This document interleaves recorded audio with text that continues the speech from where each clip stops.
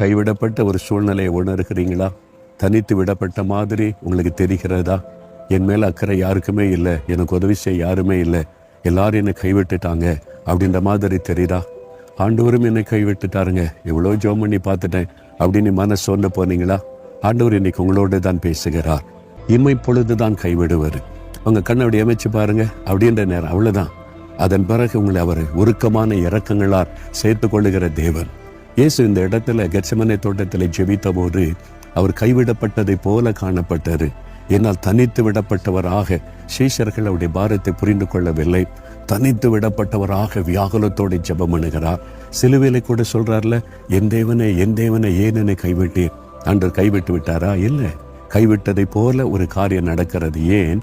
நாம் அப்படி உணரும் பொழுது நமக்கு உதவி செய்ய, கைவிடப்பட்ட நிலைமையில் தனித்து விடப்பட்டு கலங்கும் பொழுது நமக்கு ஆண்டவர் உதவி செய்வதற்கு அந்த பாடுகளின் வழியாக